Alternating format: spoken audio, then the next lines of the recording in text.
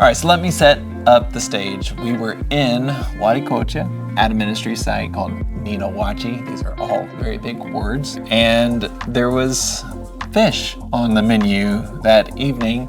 And Santiago had a special challenge for you, right? You had to eat the whole fish, including the head. Including the head.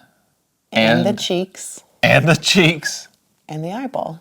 And the eyeball. The eyeball. I know. I just want you to say it again. Let's rewind before we, get into our dinner experience at Ninawachi. Ninawachi, deep in the jungles. So we got the office suite. Levi was in the dorms where the bats lived. So that was an experience for him. But we encountered like spiders, giant spiders in the bedroom, in the sink. That was kind of funny, like, explaining to them because they don't speak English. And this was I think it might have been our first time with a group of people where they did not speak English at all.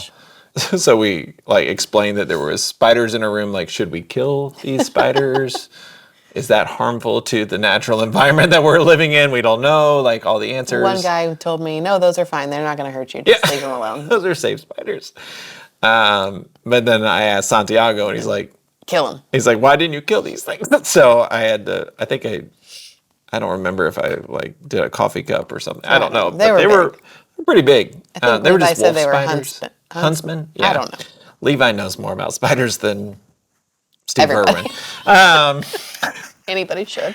But anyways. Anyway, so Nathan got to catch food.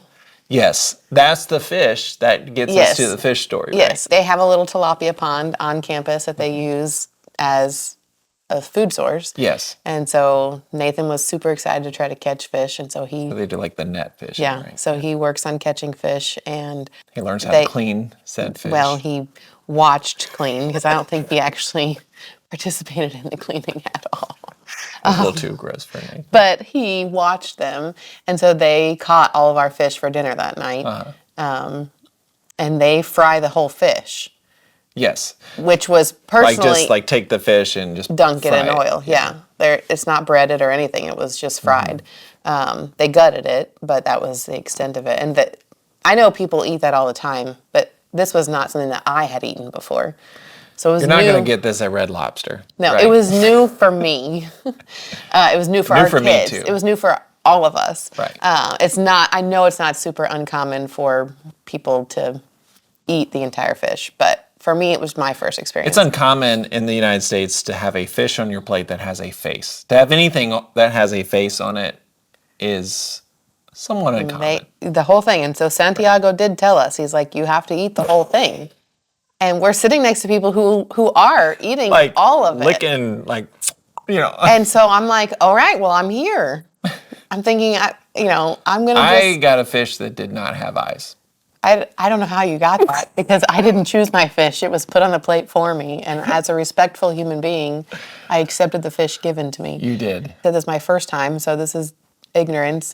Learning how to take the bones out and not putting it in my mouth, not knowing that I'm eating the bones, and then, oh my gosh, realizing that I'm eating a bone and pulling it out of my mouth, and super green in all of this. Yeah, and so definitely noobs. I did not know what I'm doing. And so I'm eating the fish, and I was very surprised that I genuinely liked it. Yeah.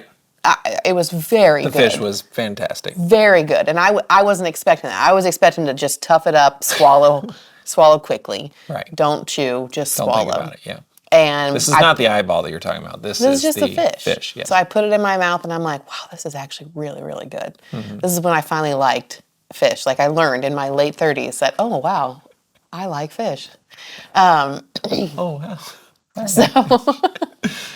So I'm eating the whole, and he tells me, Santiago comes over, and he's like, you have to eat the whole thing. You have to eat the head and everything. I think he was just trying to convince us that this is what everyone does. And so I was like, all right, well, I'm going all in. And so I dug into the face, and I eat the cheeks and everything else in it. I don't know what all was in there. I can't tell you. I just started eating it. I ate all of it. Yeah.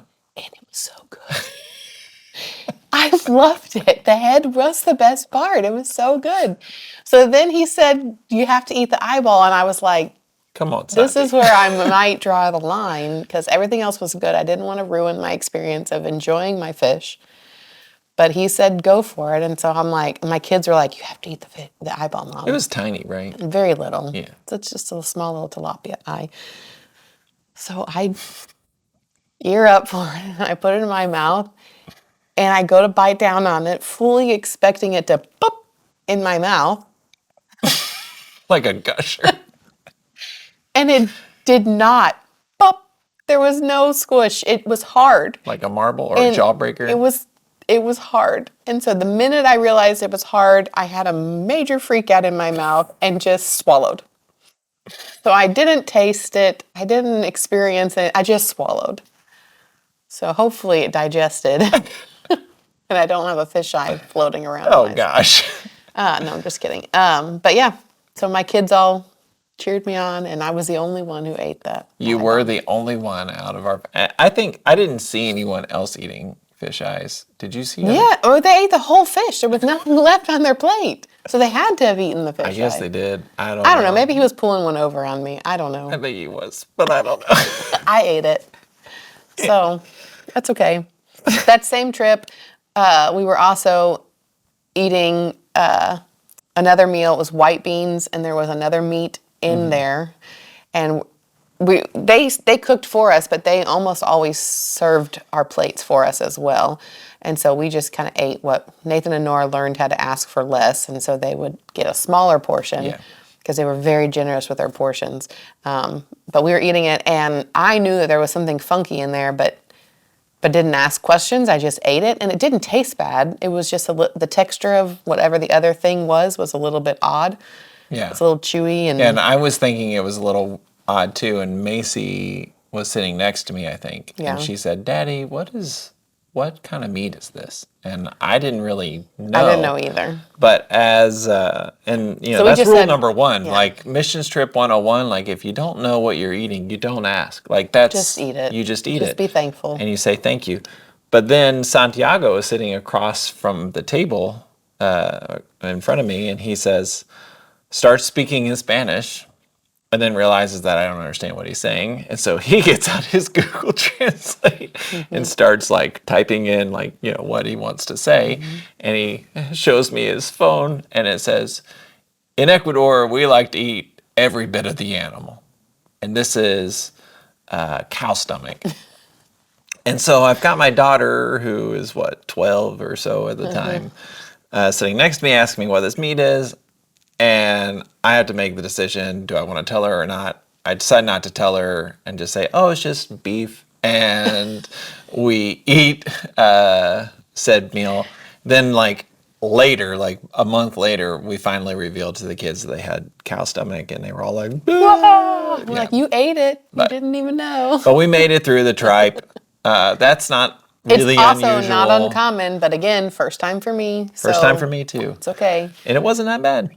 I ate it. I mean, chopped nice. It was in rice and white beans is what we ate it all fun. in. It was all kind of stir-fried together. It was fun. So, but I guess the big question is, would you do it again? Yeah, of course I'd do it again. I mean, I would. I mean, we've been to other places and we've tried other things, and I'd do it all again, and Right. I think it's a way of honoring that person and honoring their culture. Us being willing to try new things with them, and to we fasted as a family with them, and drank whatever it was that they passed around for our first To break the fast. That little milk drink thing. I don't know what it was. I don't know what it was, but all of those kind of things endeared us to them, and so we celebrated our anniversary at Ninawachi, our wedding anniversary, 17 years of and they made popcorn for us and brownies. Yes, and that she figured out how to make. It's a brownies. 45-minute trip to the store, so one way. From where they were. She did it for us. And they made brownies and popcorn, and they taught us some games. traditional dances. Yeah. From their tribes, and it was very special. Right. And so I think the moral of that whole thing is saying yes to people and building relationship, and just, you could be honest. Like, if you didn't like the fisheye, you could be like, Santiago, I tried, but sorry. But it's just that willingness, right, to say yes. Anything else that you can think of about that whole experience, the Ninawachi experience? No, I mean, just we were super uncomfortable language-wise, culture-wise, but it brought us together as a family, and it was something that it was just a cool experience. Yeah. Yeah. There's a video called Until All Have Heard, I think. And it kind of explains in their words. One scene that stands out is I asked Juan to think about the people that are in his area. If they didn't know Jesus, how does that make him feel? And he broke down crying and shared, and I'll let you listen to his answer if you want to. But that's a moment that'll always stick with me, is this man who dearly loves the people that are around him and doesn't want them to suffer in this world and suffer without Jesus.